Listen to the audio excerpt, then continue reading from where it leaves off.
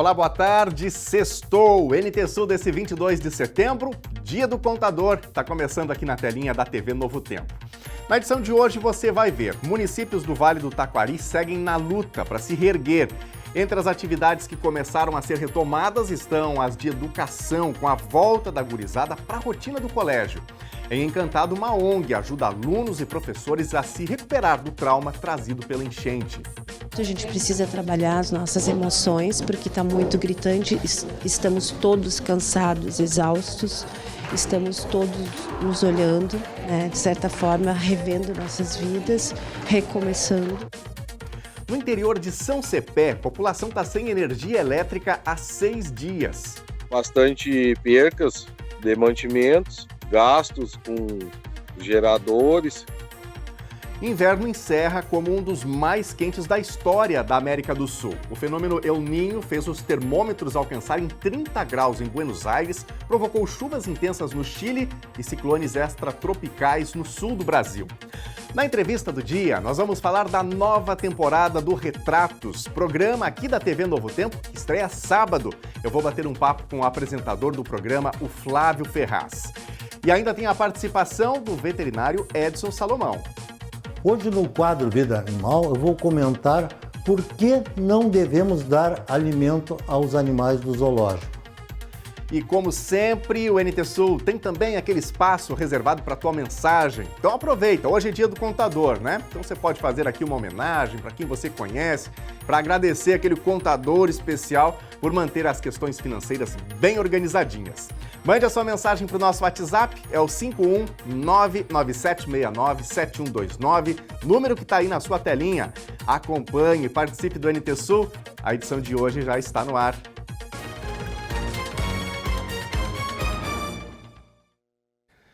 As chuvas frequentes, somadas aos temporais, resultam em pontos sem energia elétrica no interior. Esse problema que a gente conta agora é enfrentado pelos moradores do interior do município de São Cepé, na localidade de Santa Bárbara, divisa com Cachoeira do Sul. São 6 dias sem luz. Lá, cerca de 30 moradores já solicitaram providências da RGE. O Evaerte mandou mensagem para a nossa interação relatando o problema que vive há 6 dias. Cerca de 30 residências estão sem energia elétrica na localidade de Santa Bárbara, terceiro distrito de São Cepé, na divisa com Cachoeira do Sul. A RGE é quem atende esses moradores que solicitam uma providência da operadora. A falta de energia está causando prejuízos com perdas de alimentos que precisam estar resfriados ou congelados. Uma saída é utilizar o gerador, que mesmo assim acaba tendo um custo bastante elevado. A RGE ainda não deu nenhum retorno para esses clientes que aguardam uma solução. O nosso cenário aqui está bem complicado, questão da enchente e a falta de energia. E o pior é a falta de retorno que nós não estamos tendo da operadora de energia, que é a RGE aqui. Então, e o cenário é bastante percas de mantimentos, gastos com geradores, que mesmo não dá o auxílio que a total que a RGE nos dava, né? 24 horas com energia, a gente não pode com gerador. Então, tá bem complicado para nós aqui. Esse tipo de situação não é novidade para ele. No ano passado, foram 11 dias sem luz. Evaerte reclama que o processo não passa das atendentes, que são responsáveis por esse primeiro contato com o cliente. Perdas sempre a gente tem, principalmente com os mantimentos, aí, com os alimentos, e se virando com um gerador, o pouco que se liga para carregar um telefone, para assim, coisas básicas mesmo, assim, só, e mais um pouco à noite que a gente deixa ligado para ter um pouco de energia também, mas é nesse cenário. Mas o mais revoltante é o não retorno da operadora, né? Que a gente liga, só fala com o atendente e eles, pouco caso, é incrível. Nós entramos em contato com a assessoria da RGE, que ficou de encaminhar um retorno pela manhã. Até o fechamento desse conteúdo, a resposta não foi enviada. E o mínimo que se espera é justamente esse retorno, né, da operadora, da concessionária de energia, com uma previsão para os moradores, né? É para a próxima semana? É para o próximo dia? Afinal, as pessoas dependem da energia. Todos nós dependemos da energia elétrica, especialmente para quem está no interior. Você imagina, né? Começa a ter perdas significativas, sem poder utilizar eletrodomésticos. Então, é realmente uma situação bastante complicada e o espaço está aberto aqui para que a RGE realmente se manifeste sobre este caso. Gente, o cartório eleitoral de Cachoeira do Sul fez ontem a testagem e verificação das urnas eletrônicas que, pela primeira vez, vão ser utilizadas na eleição do Conselho Tutelar. A votação em todo o país acontece no dia 1º de outubro. Esse ano o TRE se mobilizou para prestar essa assessoria para as comissões responsáveis pela eleição do Conselho Tutelar. E a gente já vem trabalhando há um tempo já com o pessoal das comissões, propondo locais de votação, né, passando os termos gerais de uma eleição oficial para que isso possa ser reproduzido assim, em um grau menor numa eleição do Conselho Tutelar. Hoje, especificamente, a gente está formatando as urnas para preparação para a eleição oficial, que vai acontecer lá no domingo, dia 1º. Então, por isso a gente chamou as comissões, chamamos o juiz eleitoral, chamamos também candidatos para verificarem o procedimento e a regularidade dele. Foi a oportunidade da Comissão Eleitoral e candidatos conferirem a programação das urnas com nomes e números dos 21 candidatos que concorrem a 5 vagas titulares e 5 suplentes de conselheiro tutelar em Cachoeira do Sul. A campanha por voto segue até o dia 29 deste mês, encerrando, portanto, 2 dias antes do pleito. O uso das urnas eletrônicas pretende agilizar a contagem de votos e tornar ainda mais transparente e seguro o processo eleitoral. A nossa intenção é auxiliar, né? A gente sabe que a urna eletrônica ela é uma ferramenta utilizada para a eleição que facilita muito a contagem dos votos, dá mais legitimidade, mais segurança, né, para esse processo eleitoral. Então a gente está preparando as urnas ali da mesma forma que uma eleição oficial, só que com os dados da eleição do Conselho Tutelar. Então são os candidatos do Conselho Tutelar, a lista de eleitores é a mesma lista de eleitores do cadastro oficial, né, só que são quantidades menores de sessões por causa do comparecimento do eleitorado, né? Que por não se tratar de um voto obrigatório, e sim facultativo, o eleitor acaba não comparecendo assim da mesma forma como comparece numa eleição oficial. E essa é uma preocupação da Comissão Eleitoral que coordena e acompanha todo esse processo. A adesão das pessoas da comunidade na escolha daqueles que têm como missão primeira assegurar a garantia de direitos das crianças e adolescentes. E para validar o voto, é necessário estar preparado para a hora da votação. A documentação obrigatória é um documento original com foto. A gente sugere que seja levado também um título de eleitor para qualquer problema ali com relação ao nome do eleitor no caderno de votação, para que seja conferido, mas documento com foto é obrigatório no dia da eleição. São 20 sessões, é importante que o eleitor já fique sabendo a sua sessão eleitoral, né, para não ter problema no dia da votação. A gente faz o chamamento, né, para todos os eleitores para participar da campanha do Conselho Tutelar. A eleição acontece no dia 1º de outubro, com abertura das sessões de votação às 8 da manhã e encerramento às 17 horas. A posse dos candidatos eleitos está marcado para o dia 10 de janeiro do ano que vem. E olha, agora uma atualização importante sobre Ponte do Fandango. 4 empresas se habilitaram para assumir a reforma da Ponte do Fandango e apenas uma delas apresentou proposta com valores abaixo do orçado em projeto da autarquia. Essa empresa deve fazer o envio de documentação e proposta de preços que vão ser avaliados pela Comissão de Licitações do DENIT. O prazo para o envio de documentos termina hoje às 2 horas da tarde. A abertura de propostas aconteceu na tarde de ontem.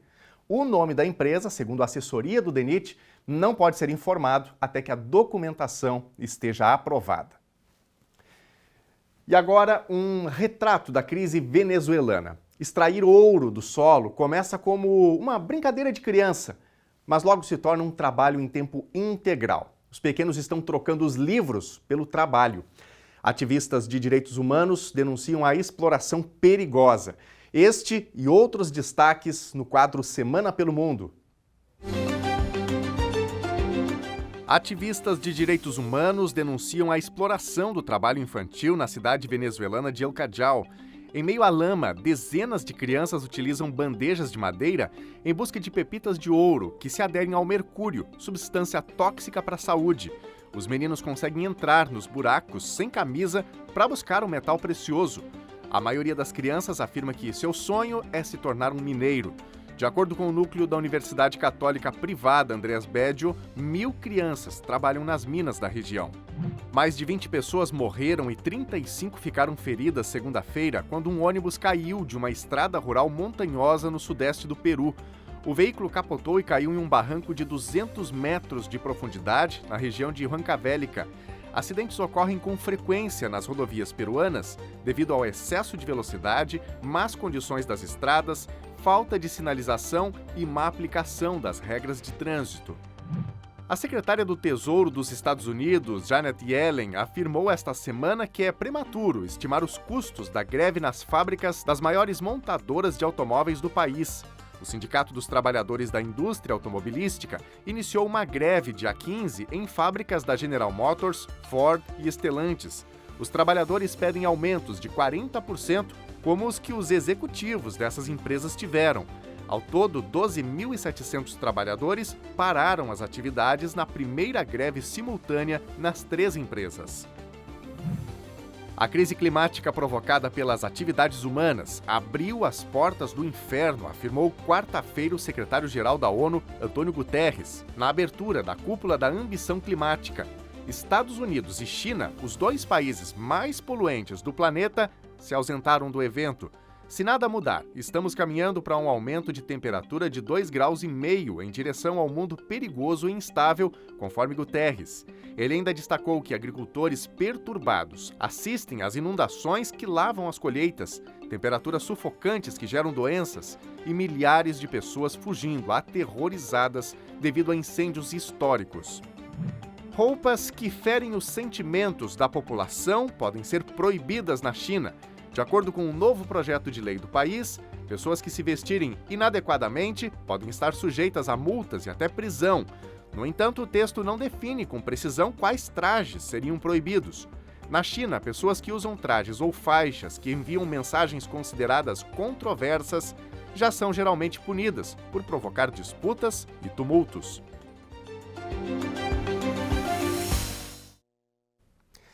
E ontem começou mais uma edição da Feira Agropecuária de Cachoeira do Sul. O Parque do Sindicato Rural cedia o primeiro remate da edição hoje. 30 reprodutores das raças Angus, Brangus e Ultra Black de 4 fazendas vão ser ofertados. A FEAPEC vai até terça-feira da semana que vem e outros leilões e a tradicional Feira de Terneiros estão programados. Não alimente os animais. Essa frase está em muitas plaquinhas espalhadas pelo Zoológico de Cachoeira do Sul. E as crianças e até mesmo adultos perguntam, mas por quê? O veterinário Edson Salomão explica os motivos agora.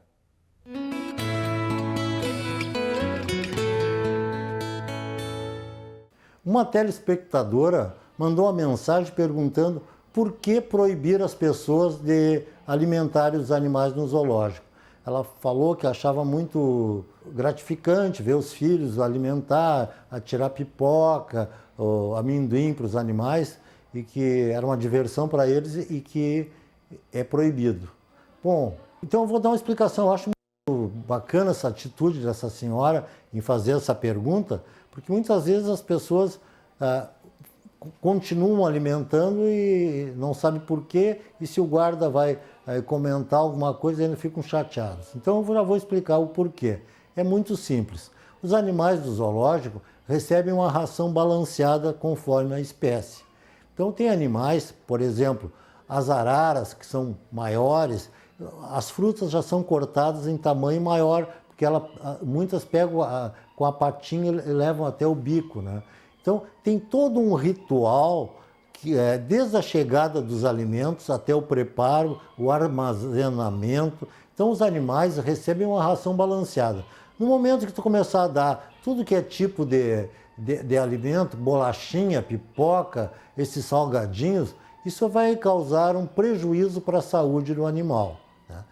Então, é uma coisa que nós temos um cuidado muito grande, né? E temos também uma cozinha muito linda no nosso zoológico, com câmara fria, né, para guardar frutas, com vários freezers para guardar as carnes. Então, todos os animais têm a sua bandeja, que ali vai ser servido a sua refeição, de acordo com o que o veterinário e biólogos recomendam, né? Então, os felinos têm todo aquele setor de carnes que a gente não dá sempre só músculo. Então, às vezes vem cabeça de galinha, vem coração, vem carne. Isso aí é uma rotina, né? Só que nós temos que balancear isso. Fígado, miúdos, todas essas coisas, a gente tem que haver um estudo sobre isso. Não é só pegar e largar.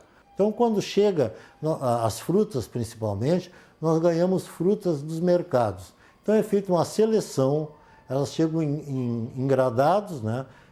São selecionadas, por exemplo, as laranjas, as que estão boas vão para um lado, as que estão em boa qualidade vão para a câmara fria, né? Elas são lavadas, higienizadas, as verduras são higienizadas também e separadas. Aí depois é montado umas bandejas que é até muito bonito de ver. Então tem vários tipos de frutas, tem o mamão, a maçã, banana, isso sempre tem, né? Verduras, né? Tem animais que precisam de ração específica, não? Então eles vão receber a ração também. Tem outros animais que requerem carne de peixe, então nós temos também que são cortados em pedaços pequenos e tudo de acordo com as necessidades fisiológicas. No momento, então, que as pessoas começarem a tirar coisa para os animais, vocês, em vez de ajudar, eles vão estar prejudicando. Se alguém tiver, por exemplo, numa época que tenha bastante laranja, e está caindo laranja, então faça o seguinte, peguem um saco de laranja e levem até lá ao zoológico, façam uma doação. Se vocês têm alguma fruta na sua fazenda, lá que tenha bastante quantidade, nozes, uma série de frutas, né, e verduras que estão sobrando, nós aceitamos, desde que levem direto lá no setor de alimentação e que vai passar por todo esse processo de higienização. Infelizmente, tem pessoas que atiram brinquedos só para se divertirem, ver os bichinhos, macacos brincando, né? Mas isso eles põem na boca, pode ingerir. Nós já tivemos uma perda de um leão, que estava com 1 ano e meio, que ele ingeriu uma bolinha de tênis. Ele ficou mascando, e esse leão veio a óbito, foi feito necrópsia e ele tinha desmanchado, mordendo aquela bolinha de tênis, né?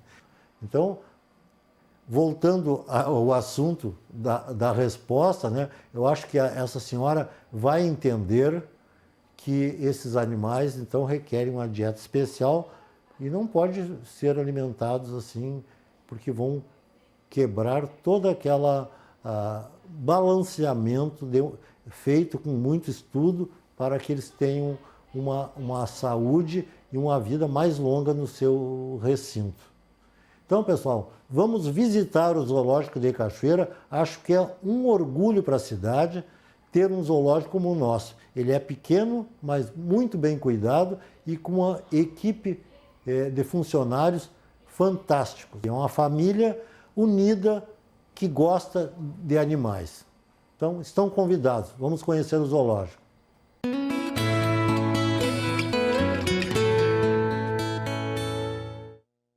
Isso aí, convite feito, né, para você de casa conhecer, visitar o zoológico. O Dr. Salomão está falando aqui especificamente do Zoo de Cachoeira do Sul. E você que está nos acompanhando em outras regiões do país, tem o hábito também de visitar zoológicos, gosta de animais? Tem uma foto legal aí que você tirou com a sua família? Manda pra gente, nosso WhatsApp está à sua disposição. Nós estamos chegando no nosso primeiro bloco de interatividade, justamente para mostrar aqui as participações da audiência. 51997697129 é o nosso WhatsApp para você participar. Dá também para escrever para a gente no Facebook, facebook.com/TV Cachoeira. Estamos ao vivo também, tem live lá no Face e o mesmo no canal do YouTube, youtube.com/TV Cachoeira Novo Tempo. Vem comigo para a telinha, vamos ver recados da nossa audiência. Olha aqui, ó, o Silvio César Rosa Hope está perguntando o seguinte: alguma notícia sobre o atraso para a água voltar? Sabíamos que ia faltar, mas não até essa hora. Moro no bairro Quinta da Boa Vista. Silvio, muito obrigado pela participação. A gente está recebendo mensagens de outros telespectadores também, então a mensagem do Silvio certamente sintetiza essa dúvida de muitos dos moradores de Cachoeira do Sul. Ontem a gente trouxe aqui o cronograma da Corsã para as manutenções que seriam feitas, né? E também a expectativa de retorno do abastecimento de água. Então vamos ver aqui a resposta do Neurildo, que é o gestor da Corsã aqui em Cachoeira do Sul, e ele nos informou o seguinte sobre esse atraso para a volta do abastecimento.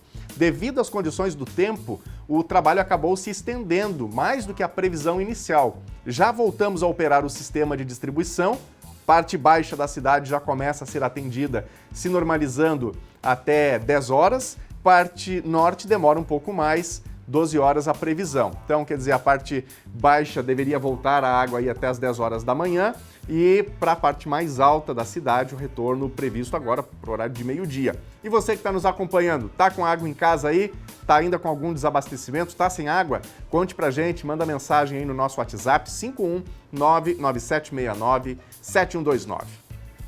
Quem mais? Temos mais recados aqui. A Susan Pinheiro está participando. Assim está a estrada da mineração. Foto tirada na tarde de ontem. Obrigado, Susan, pela participação. Realmente situação aí bem difícil. Ontem, inclusive, nós trouxemos aqui no telejornal a participação da secretária de Interior aqui de Cachoeira do Sul falando sobre esse trabalho de manutenção nas estradas, né? Realmente tem um desafio muito grande para fazer todas essas manutenções que são necessárias. Se você perdeu essa entrevista, dá uma passadinha lá no nosso YouTube, porque essa entrevista importante está disponível. youtube.com/TV Cachoeira Novo Tempo. Cristiano Fromin participando com a gente aqui na RGE, todos ligados no NT Sul. Obrigado, Cristiano, pela participação. Bom almoço para todos aí. Obrigado pela companhia com a gente.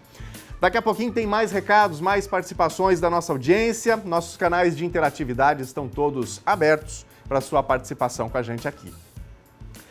Intervalo agora e na volta você vai ver. Municípios do Vale do Taquari seguem na luta para se reerguer. Entre as atividades que começaram a ser retomadas estão as de educação, com a volta da gurizada para a rotina do colégio.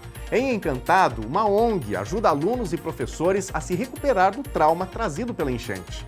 A gente precisa trabalhar as nossas emoções, porque está muito gritante, estamos todos cansados, exaustos. Estamos todos nos olhando, né, de certa forma, revendo nossas vidas, recomeçando. Inverno encerra como um dos mais quentes da história na América do Sul. O fenômeno El Niño fez os termômetros alcançarem 30 graus em Buenos Aires, provocou chuvas intensas no Chile e ciclones extratropicais no sul do Brasil. Na entrevista do dia, nós vamos falar da nova temporada do Retratos, programa aqui da TV Novo Tempo, que estreia sábado. Eu vou bater um papo com o apresentador do programa, o Flávio Ferraz. Tem ainda a previsão do tempo para o final de semana, intervalo rapidinho por aqui e nós voltamos já já.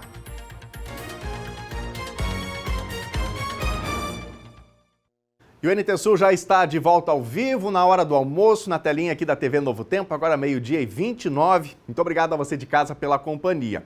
E as nossas redes sociais estão inteiramente à sua disposição para você contar a sua notícia, comentar as reportagens, sugerir um conteúdo que você gostaria de ver aqui na telinha da TV Novo Tempo. Então você pode mandar aí a sua mensagem no nosso WhatsApp, 51997697129, ou então comentar nas lives. Estamos ao vivo também em Facebook e YouTube. Gente, o inverno deste ano no Cone Sul americano foi marcado por temperaturas elevadíssimas. Além das mudanças climáticas, o fenômeno El Niño fez os termômetros alcançarem 30 graus em Buenos Aires, provocou chuvas intensas no Chile e ciclones extratropicais no sul do Brasil. O fenômeno El Niño, aliado às mudanças climáticas, fez os termômetros alcançarem 30 graus em Buenos Aires, provocou chuvas intensas no Chile e ciclones extratropicais no sul do Brasil. No início de setembro, Mussum e outras cidades gaúchas foram atingidas por um ciclone que causou grandes enchentes e deslizamentos de terra que deixaram dezenas de mortos. O rio Taquari transbordou e alcançou áreas elevadas e afastadas de seu curso. Mais de 147 mil pessoas foram afetadas em todo o estado do Rio Grande do Sul. Em meados de agosto, ondas de calor atingiram a Argentina, o Uruguai e o Chile. Em localidades como Tartagal, no noroeste da Argentina, os termômetros registraram 40,2 graus Celsius, enquanto em Vicunha, aos pés da Cordilheira dos Andes, foram registrados 37 graus, a temperatura mais alta em 70 anos. O Chile foi atingido por tempestades, as mais fortes em 3 décadas, que causaram inundações e deixaram 6 mortos. O Brasil viveu seu mês de julho mais quente desde 1961. A temperatura média foi 1 grau acima em relação ao período de 1991 a 2020, de acordo com o Instituto Nacional de Meteorologia do Brasil, o INMET. Especialistas preveem que estes eventos extremos vão se tornar comuns, como resultado das mudanças climáticas que agravam os efeitos de fenômenos meteorológicos como El Niño e Laninha. Infelizmente, a gente tem tido cada vez mais eventos extremos em função da mudança climática no nosso país, aqui no Rio Grande do Sul em especial. Vamos dar uma olhadinha agora em como está o tempo no centro de Cachoeira do Sul. A gente vai ver imagens da nossa câmera ao vivo aqui no centro da cidade. A gente tem aí o dia chuvoso, Tá alternando. A gente tem alguns momentos com chuva, com pancadas de chuva, outros momentos apenas com tempo encoberto, mas realmente a chuva predominando nesta sexta-feira no estado. E olha, a sexta-feira começou com chuva, começou com raios, com trovoadas, com vento em parte do Rio Grande do Sul, com a formação de áreas de instabilidade na madrugada. E essas áreas se deslocaram pelo oeste, pelo centro, pelo sul, pelo leste gaúcho, conforme a Metsul Meteorologia. A instabilidade alcançou a área de Porto Alegre, da região metropolitana, um pouco antes das 5 horas da manhã, da madrugada, com temporal de chuva forte, com vento e também com trovoadas. Você vai ver agora a previsão do tempo para Cachoeira do Sul e para todo o estado gaúcho. Sexta-feira segue com instabilidade, já teve chuva forte de madrugada e pode ter mais pancadas de chuva. Tudo isso intercalado com períodos nublados e chance de aberturas de sol. Predomínio de muita umidade. Temperatura mínima 21 graus e máxima 26. Sábado segue nessa mesma linha em Cachoeira do Sul, com temperatura ainda mais elevada e chance de chuva. Fica abafado e úmido. Mínima 17 graus e máxima 27. Domingo a temperatura cai, mas deve chover ao longo de todo o dia. Temperatura mínima 18 graus e máxima 23. Veja agora a previsão do tempo para todo o Rio Grande do Sul.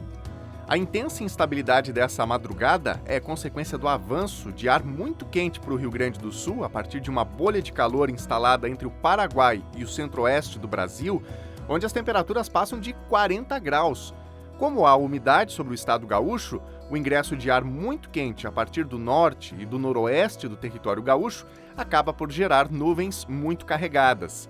As condições do tempo variam muito de uma região para outra do Rio Grande do Sul nesta sexta, mas a maioria das regiões deve ter instabilidade ao menos em uma parte do dia. E atenção, a Metsul alerta que essa condição deve se manter até a semana que vem. Chuva com grande frequência, em alguns momentos forte a intensa e com temporais de vento, raios e granizo, deve atingir principalmente o oeste, centro, sul e o leste do estado até a metade da semana que vem. Por vezes a chuva alcança o noroeste e o norte do estado, mas essas regiões devem ter períodos de sol e intenso calor. Vamos ver agora as temperaturas máximas previstas para hoje. Em Porto Alegre, máxima de 24 graus. Na fronteira oeste, em Uruguaiana, 29. Na região norte, em Passo Fundo, 28 graus. Em Santa Maria, na região central, 26. Em Tramandaí e Torres, litoral norte, 25 graus. E em Pelotas e Rio Grande, na região sul, 21 graus.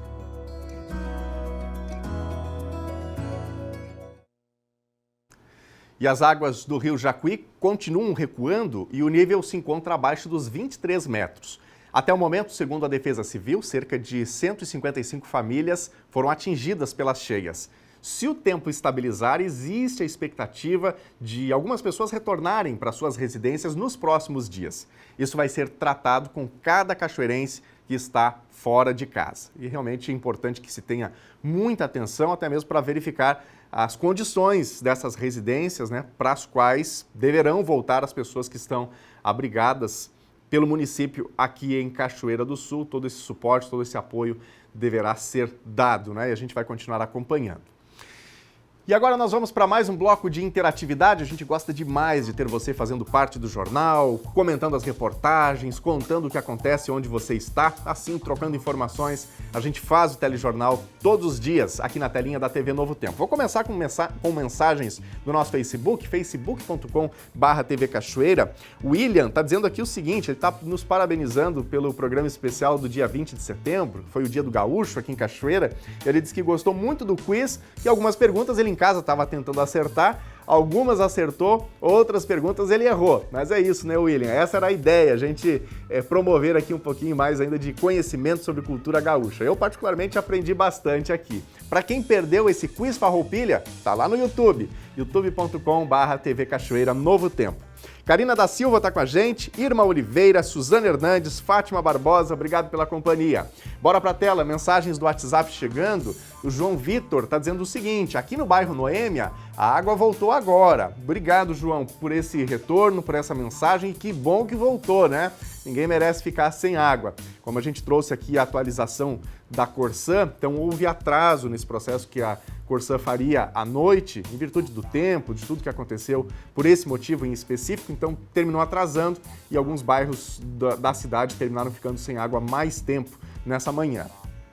Simone Lange está participando. Parabéns, doutor Salomão, pela explicação do porquê não devemos dar comida aos animais do zoo, no quadro Vida Animal. Também adorei a sugestão de levar frutas. Meu filho Eliseu ama ir até lá para conhecer os animais. É isso. Obrigado, Simone, pela participação. Abraço aí para o Eliseu também e a foto aí passeando pelo zoológico de Cachoeira do Sul, que foi inclusive uma sugestão do Edson Salomão no quadro Vida Animal. Para quem puder, para quem não conhece ainda o zoológico de Cachoeira, dá uma passadinha por ali, espaço muito agradável, e a gente sempre destaca os animais que estão nesse zoológico, estão justamente porque não podem ser reinseridos na natureza, então são mantidos no zoológico com os cuidados que são necessários.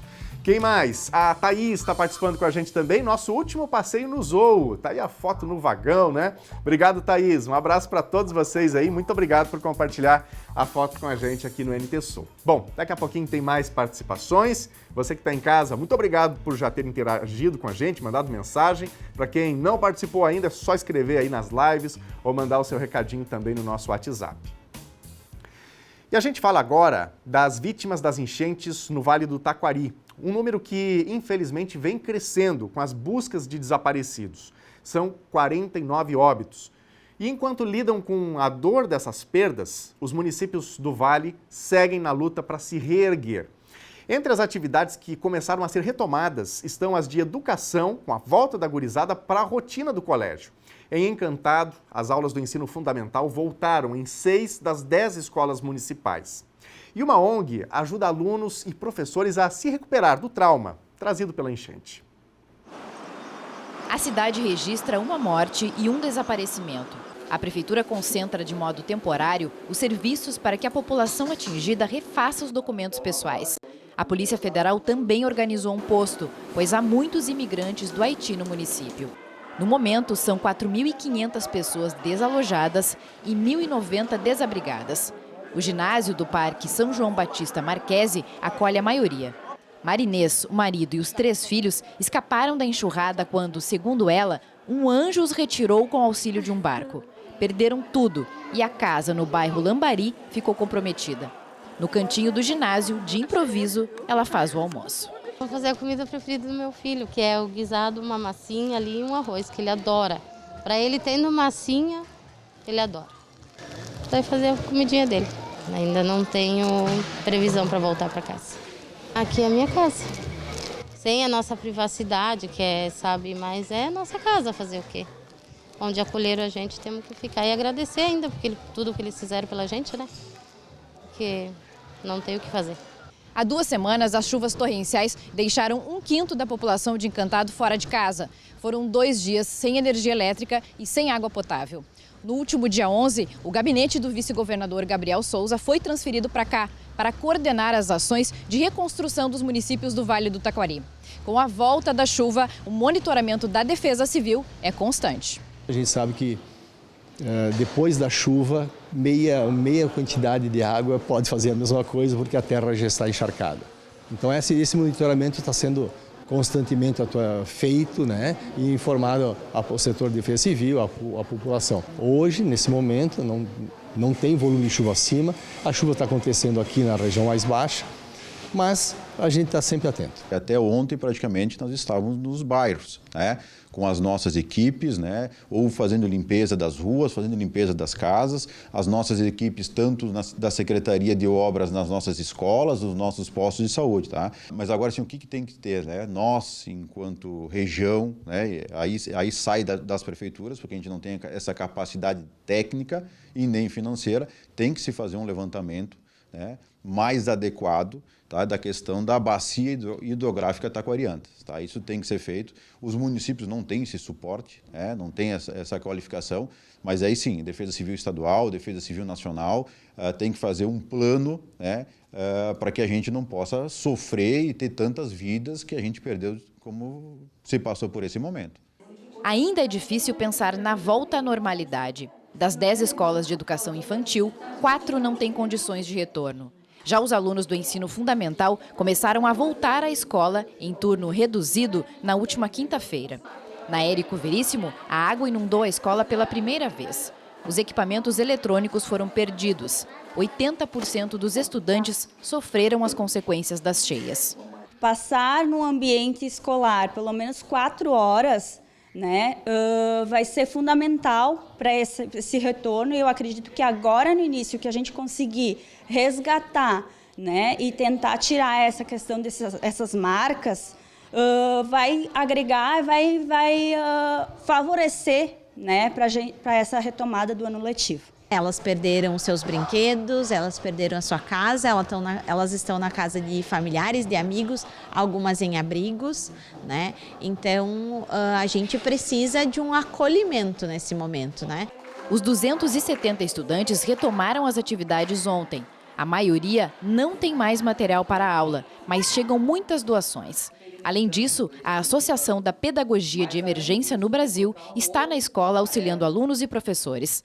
A equipe de 17 pessoas irá se revezar, levando as oficinas para os locais mais críticos do Vale do Taquari até o final do mês. A tarefa da pedagogia de emergência é observar no planeta quando acontecem catástrofes naturais ou provocadas pelo homem e procura chegar até o local até as 8 semanas logo depois do acontecimento. Porque, segundo as estatísticas, se a gente fizer algo nessas 8 semanas, nós podemos dissolver os sintomas do trauma, que começa a surgir aí, às vezes, de uma forma bastante forte, logo no início. Acabou as aulas, houve os acontecimentos, houve a cheia, a gente volta e continua as atividades. Não tem como fazer isso, né? Então precisa desse acolhimento, a gente precisa trabalhar as nossas emoções, porque está muito gritante, estamos todos cansados, exaustos.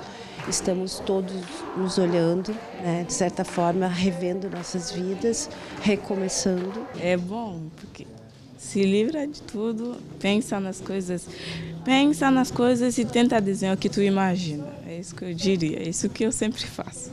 Acho legal desenhar, assim, quando estou desenhando, eu esqueço tudo, aí eu só fico me concentrando para desenhar. Aí eu gosto de desenhar também, aí eu estou muito feliz. Além da pintura, o canto em francês traz um pouco de alento.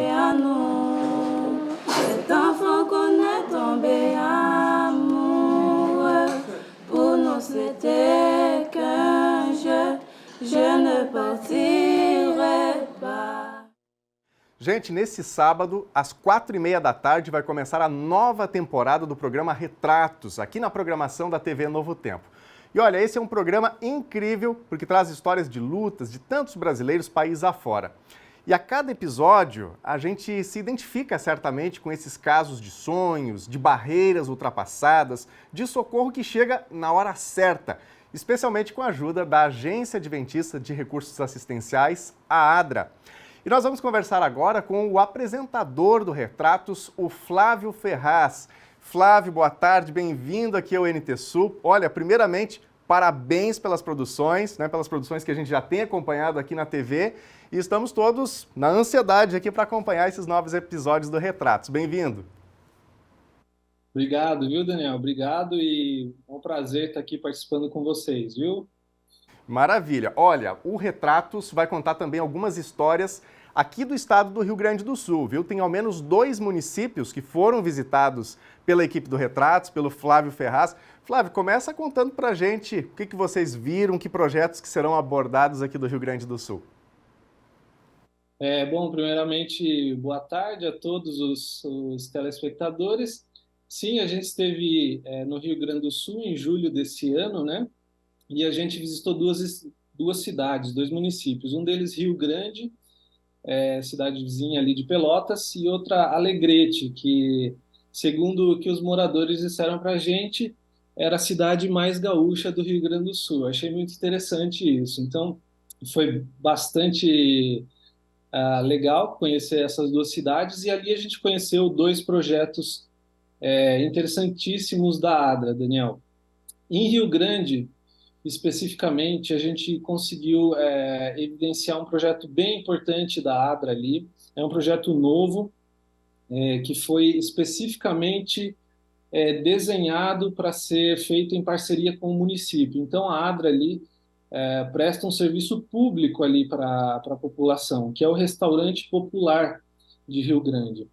Então, ali, a ADRA prepara refeição para 60 pessoas em situação de rua ali de Rio Grande, mais algumas refeições para pessoas que estão cadastradas dentro de alguns serviços sociais, e à noite também, toda noite, eles saem para entregar quentinhas, marmitas, né, ou viandas, como são chamadas no Rio Grande do Sul, para a população de rua. Eu mesmo estive em uma dessas entregas e foi bastante emocionante, Daniel, ver a situação com que algumas pessoas vivem ali na cidade de Rio Grande, na rua, e também nos hospitais, onde eles entregam para as pessoas que estão enfermas. Então, é um projeto novo, como eu falei, né? A ADRA tem crescido muito no Rio Grande do Sul nos últimos anos. Até 2 anos atrás, eram algumas ações pontuais que haviam no Rio Grande do Sul com a ADRA, e agora a gente vê um crescimento muito grande com ações não só na capital, Porto Alegre, mas em outras regiões aí do Rio Grande do Sul. E agora com uma atuação bem forte também por causa das enchentes, né, Daniel? Inclusive, tenho certeza que boa parte da população conheça nesse momento mais a ADRA aqui no Rio Grande do Sul, em virtude desse atendimento, né, Flávio? A gente tem visto algumas atuações da ADRA, por exemplo, nos municípios de Novo Hamburgo, Gravataí, agora mais recentemente no Vale do Taquari, com aquele atendimento, com a carreta, né, entregando alimentação, fazendo limpeza de casas, lavando roupas. Eu até gostaria de aproveitar esse momento para falar um pouquinho contigo sobre a atuação da ADRA, né? Porque quando a gente fala em ajuda humanitária, a primeira coisa que vem à nossa mente é esse socorro mais imediato, né? Que inclusive gera um pouco mais de mídia, de modo geral. Mas a ADRA, ela tem uma atuação que vai além disso, né? Fala um pouco para a gente. Isso, eu costumo dizer que cada ação tem a sua importância e o seu lugar, né, Daniel? A ajuda humanitária, a assistência humanitária, quando a gente ouve nela, a gente pensa naquilo que é mais urgente, elementar, né? Como foi o caso aí do que aconteceu algumas semanas, há um par de semanas no Rio Grande do Sul, no Vale do Taquari. Ali fica bem evidente como que a ADRA trabalha, né, com essa questão emergencial, que são a entrega de refeições quentes, a lavagem de roupas, atendimento psicológico, uma mobilização dos voluntários para a limpeza da cidade, organização e atendimento às pessoas.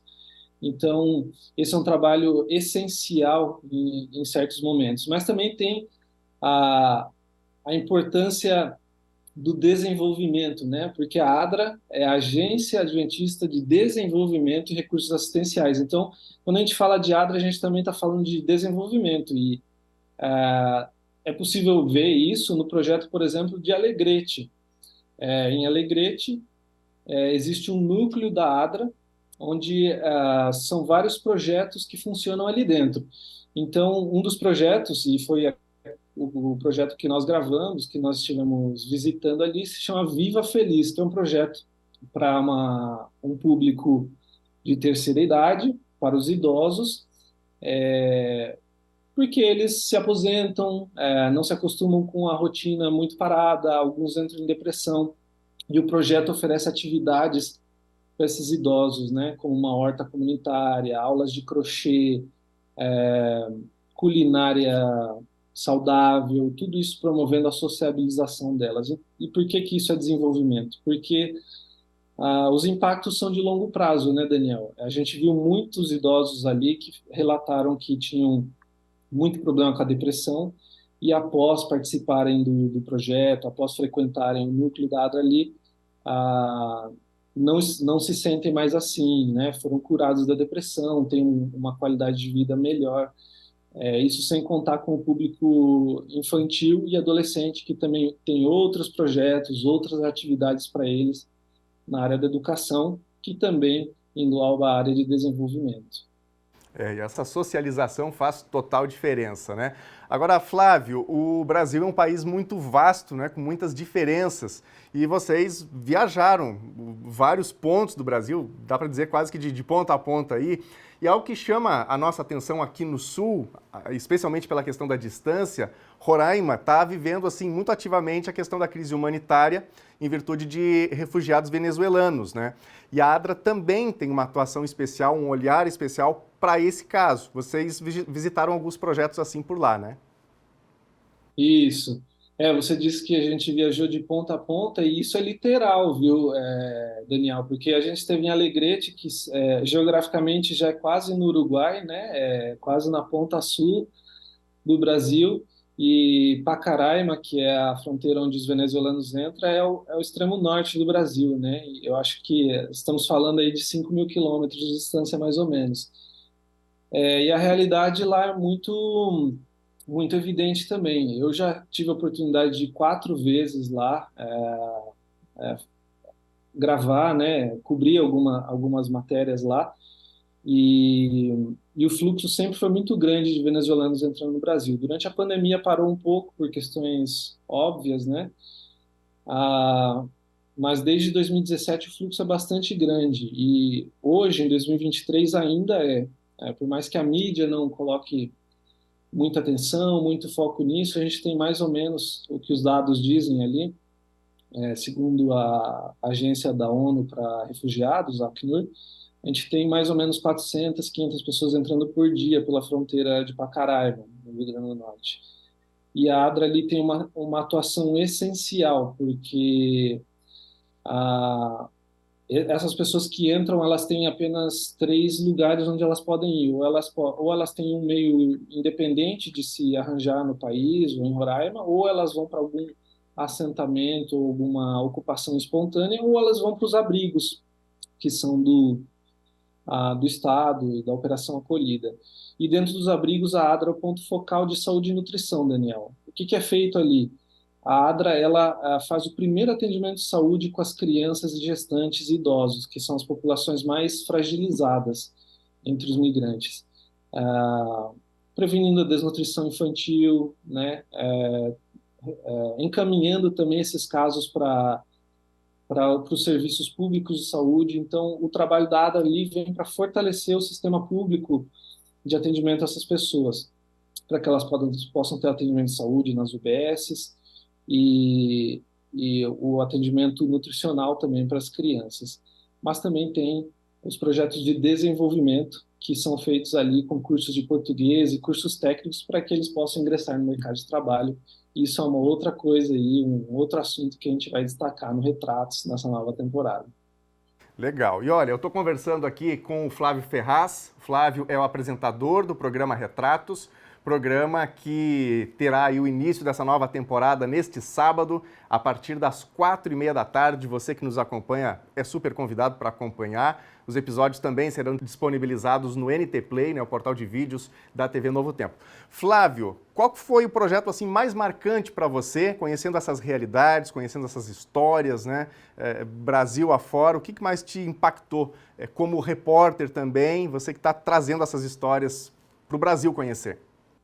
Daniel, é difícil a gente sempre escolher uma, e até para não parecer que um é mais importante que outro, porque, né, na verdade, cada projeto e cada história tem sua particularidade e sua utilidade, mas essa questão dos refugiados, imigrantes venezuelanos, toca bastante meu coração, porque eu consigo ver a real situação de vida deles. Alguns eu já vi tendo gestantes, né, vivendo na rua, que situação que deve ser isso. Já entrevistei pessoas que deram à luz estando em situação de rua, nessa situação.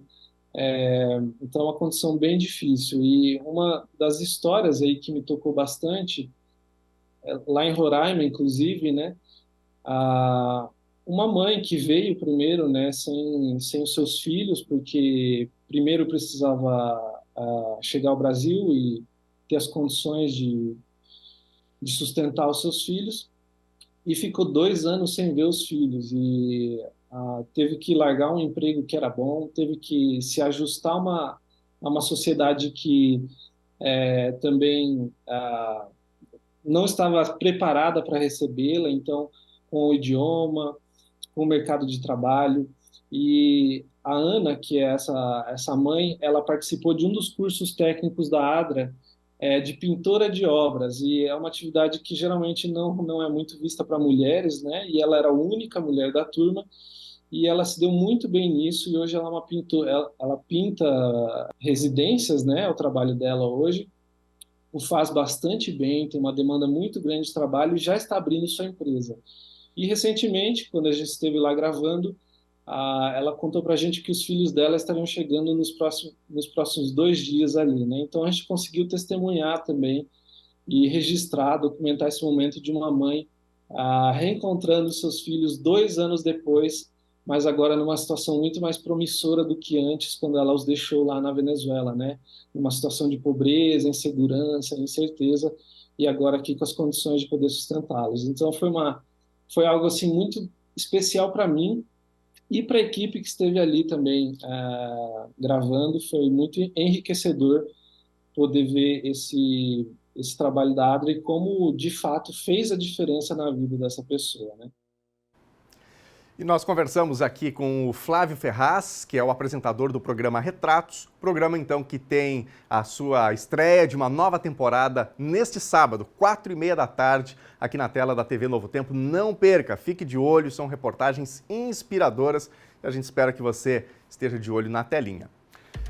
E o NT Sul desta sexta-feira vai ficando por aqui. Obrigado a você de casa pela companhia. Outras informações em nossas redes sociais, especialmente lá no nosso Facebook, na nossa página, facebook.com/TV Cachoeira. E a gente volta a se encontrar na segunda-feira a partir do meio-dia aqui na telinha da TV. Claro, continue com a gente ao longo do fim de semana. Bom fim de semana para você. Continue com a TV Novo Tempo, o canal da esperança.